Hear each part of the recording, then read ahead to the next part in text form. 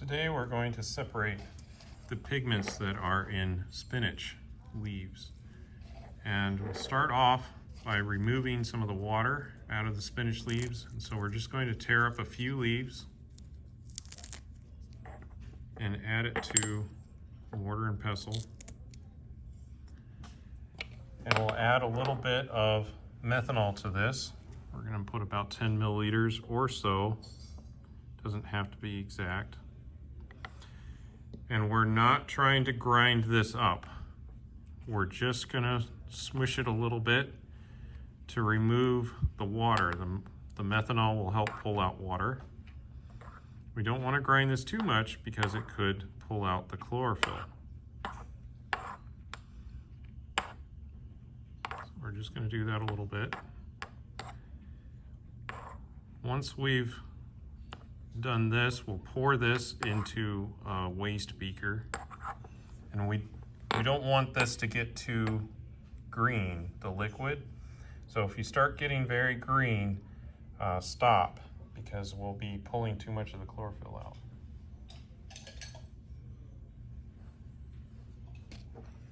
So at this point, we'll just pour this off.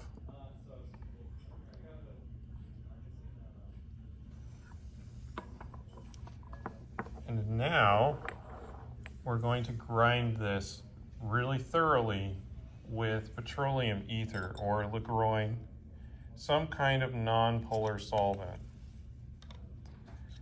And we're just going to use a little bit, a few milliliters. I think we're going to try about 4.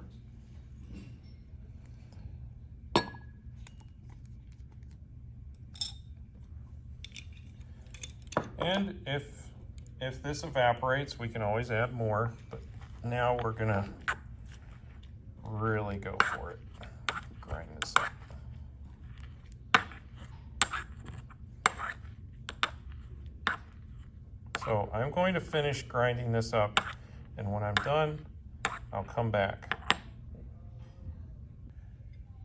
So now that I've ground that up, we're going to filter that through a little bit of some glass wool. So just grab a little bit of glass wool, poke it down in the bottom of your funnel,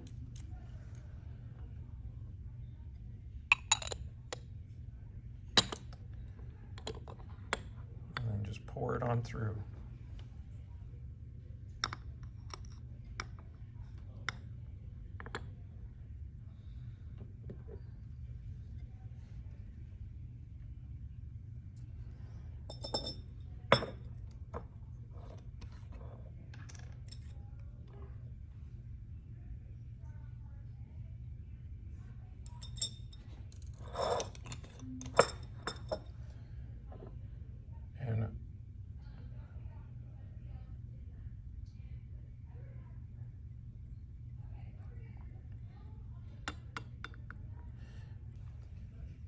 So now let's pack the column with the alumina and get it ready for separating our compounds. So I've set up a column, and it has a little plug here with a little porous disc. So that will allow fluid and everything to flow through, but the solid won't be able to flow through. And we're going to do what's called a wet pack procedure. So we have our first solvent that we're using, which is 1-to-9 acetone trimethylpentane. And we're just going to add this in to our column, fill it up somewhere around in there. If we need more, we can add more.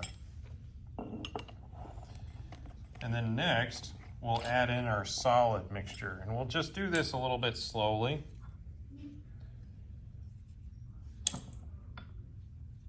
So here's the alumina. You can also use silica gel, but we're using alumina. And we're just going to add this in through the top. There should be a little funnel on the top. And it will kind of snow globe down, and you want it to just kind of float down. So I'm going to put in enough so the solid level is about maybe here, right at about the top of this clamp.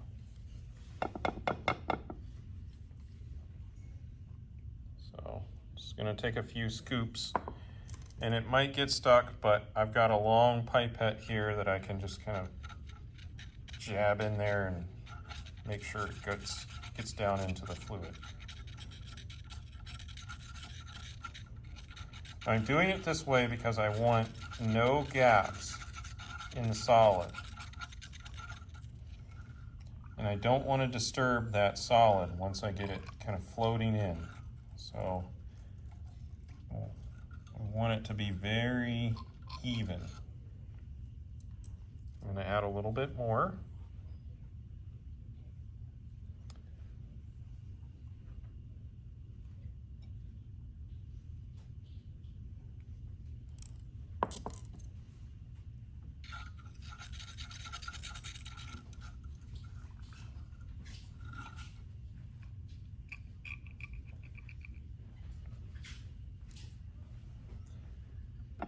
And then I just need that to settle down in.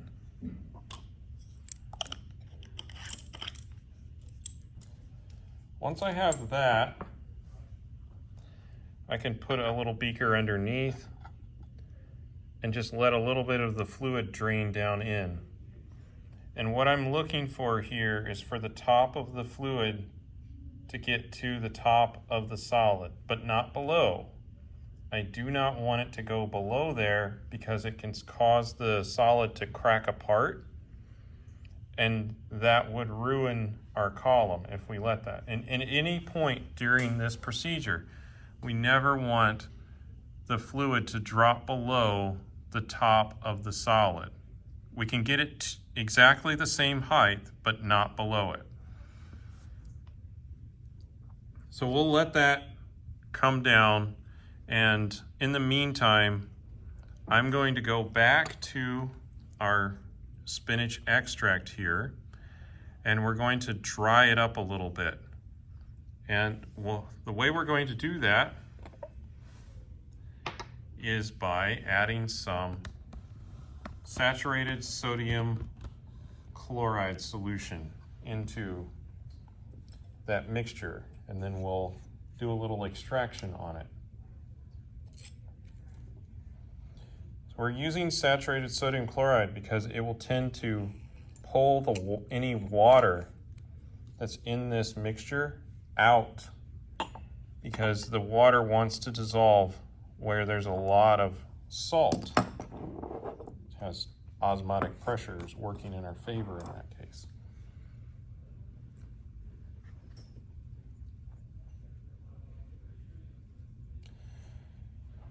So to do this, we'll actually just use a little centrifuge tube like a separatory funnel. And so I can just pour this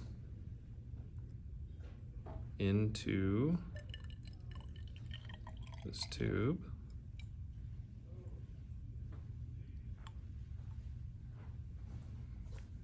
And you'll notice how all the saturated sodium chloride solution, which is aqueous, and it's even more dense than water because I've added salt to it, will be on the bottom, and our petroleum ether or Lagroin is going to be up on the top. And whenever we're doing a separation with a centrifuge tube, we always draw out the bottom solution first, and then we just leave the top solution in there. And the top solution is what we want to keep anyway, so that works out in our favor.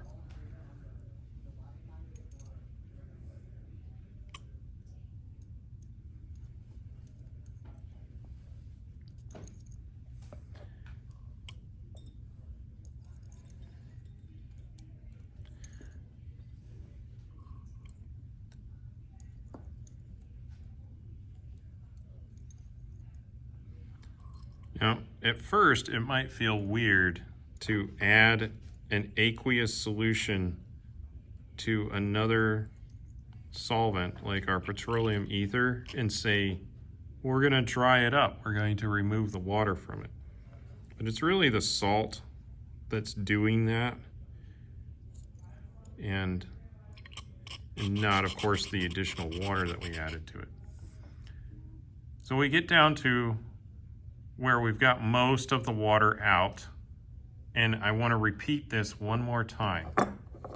So I'm going to add additional saturated sodium chloride, just some, maybe about a milliliter or so is enough. And kind of shake that around a little bit. And one way to kind of agitate it is to use your pipette and just really spray it around in there.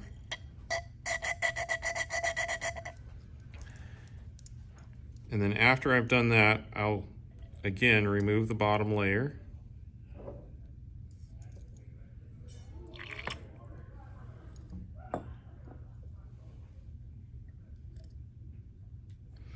But this time, I'm going to make sure I get all of the water layer out.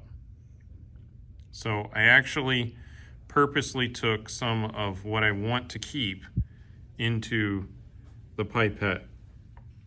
And you might be concerned, oh, but then I'll lose some of that. Well, I want the water a lot less than I want to lose material. So when I get down to here, you can see I've got 1 drop of water left in the pipette.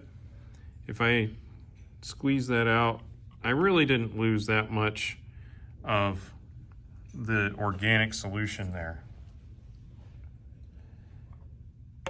Next, I'll get a new pipette because I don't want any water solution.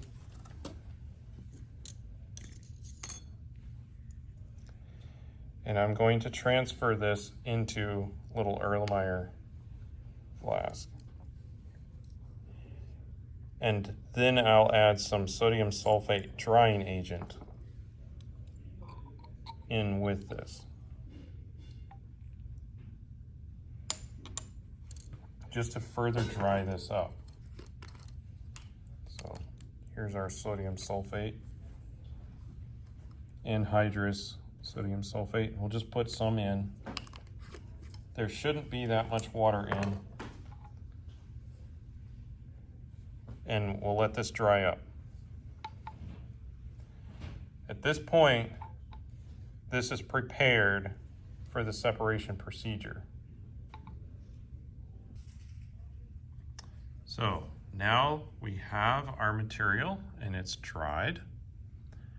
And I have my column and it's prepared, and I've let the solvent in the column come right down to where the top of the alumina is. Now I'm going to very carefully pipette in some of this solution here that contains both the chlorophyll and carotenoids into here, and we're going to separate those from each other using this process. So I don't want this to drop very far down in. I actually just want it to kind of flow down the side of the glass.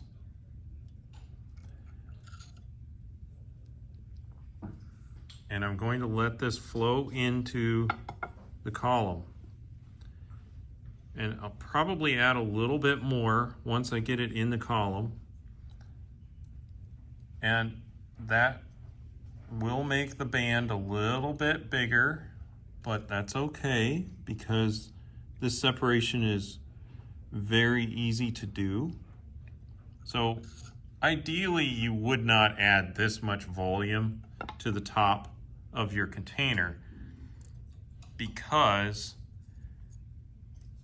that will make the peaks a lot wider to each other. But the carotenoids are so nonpolar and the chlorophylls are much more polar that they'll separate very easily. And you can probably even see this happening right now where there's a little bit of yellow right here and we're leaving the green up there. So I've just stopped it right there because the fluid was about to go below the solid. Now this is the part where you have to be very careful when you're putting more solvent in. So we'll need to put more solvent in so that we can get these out. And then later we're going to switch to a higher eluent strength solvent, or a more polar one, which is going to be methanol. But for now, we're putting in more of this 1:9 acetone trimethyl pentane, which is pretty non-polar. And when I'm adding this, I'm adding it very slowly to the top because I do not want to disturb that top layer. Now, some people will add a little bit of sand into their column, but I find that if you're careful and you go, just take a little bit of time, you don't have to. And then once you get it above the solid level, you can just go for it and fill it up. Normally for this separation, you should be able to do it just by filling up the column with solvent. Now if you need more, you can add more, but you don't want to have too much in there because you'll have to wait for it to travel through the column. So now we let it drip through, and again you'll see the yellow carotenoids are coming out first and it's leaving behind the chlorophyll. Now I'm not collecting anything yet because I don't want just solvent. That will dilute my mixture here. So I'm just watching to see when the yellow part comes down. And when it does, then I'll switch out the collection flask for something that I want to keep. So I think it's about there. And because I don't want to hold this whole thing, I'll just scoot it down so that I can set it all down. And you can see, maybe, that this is a little bit yellow. And you can also see how here it's clear and it's yellow there. That's because the carotenoids are coming through first because they prefer the solvent. Now, if this process is a little slow for you, you can put a little bit of air pressure in through the top and force the liquid out quicker, but emphasis is on a little bit. So you can hook up a rubber hose to the compressed air line, and up at the top here, you can just kind of put it in to the funnel, and you want to watch the fluid level and make sure, because it'll start moving a lot faster now. So I think I've collected pretty much all of the carotenoids. So what I want to do now is set this aside, set this separated mixture aside. And so I'll just put it over here off screen. And I need to get the rest of this solvent out. And maybe we're getting a little impatient, so I'll just open it up and I'll apply some air pressure on here to force it through a little bit faster.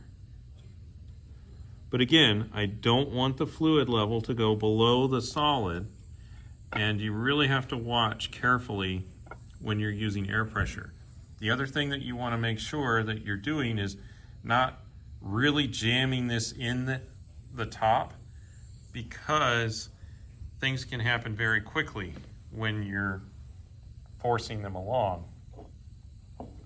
So now we'll add some methanol to the top and we'll get the chlorophylls out. So same procedure, except in this case we're using methanol, and we'll fill it up approximately the same as we did with the acetone and trimethylpentane mixture. So just about, well, there, it's full.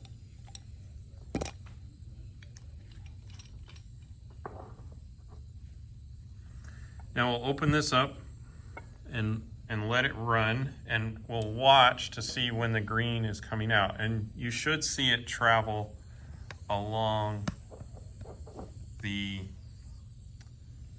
column here, and you can see it actually going down now. And as I put air pressure on, I can force it a little bit faster. So again, I'm just watching to see where it's at, and that is one of the luxuries of doing this separation with compounds that have a distinct color to them. Often when you're doing chromatography, you're doing it with compounds that don't have any color, because a lot of organic molecules are clear or white. And you won't be able to do this just by looking at where the compounds are in the column. In that case, you have to collect several fractions, and you'll just collect it at maybe at 2 or 3 milliliters at a time, and then switch it to a new flask and collect there. And then you'll use another method to see exactly where your compound came out. So I just want to make sure I'm collecting just the green part. And now we're pretty much done with this column. So if you let it run dry, that's okay, because we've already accomplished our separation. We took and we got the yellow, the carotenoids, and the chlorophylls out of the original mixture. And make sure you save some of the original mixture, because we're going to check this on a thin layer chromatography. It's another version of this, only it's kind of a two-dimensional version, and it runs fairly quickly, and it's easy to see kind of how it works. Now that we're done with the column, I'm going to expel all of the solvent that was in the column.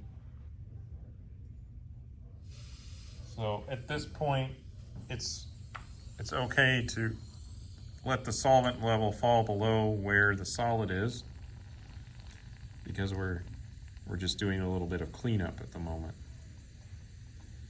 So I like to just blow it out, and you can be much more aggressive with it at this point. And then when you're actually finished with it, all of this disassembles. So we can pull this apart, and we can also pull off this little plastic piece down here, and that can help you get out all the solid. And you can just dispose of the solid in the appropriate waste container. So now it will come out very easily. So now that we've separated these compounds, and we have our original mixture here, we're going to check this with what's called thin layer chromatography. And we'll have that all available to you, and you'll use a thin layer chromatography development chamber. And we'll have some TAs show you how to put the little spot onto the paper and how to run it. But you can clearly see that we've separated out some yellow carotenoids, the green chlorophylls, from the original mixture that we have here. And that is the entire process and idea behind chromatography. It's to separate mixtures of compounds. We've chosen these compounds specifically because they're easy to see, and that makes learning the process a lot faster and easier. So thank you for joining me, and we'll see you in the next laboratory.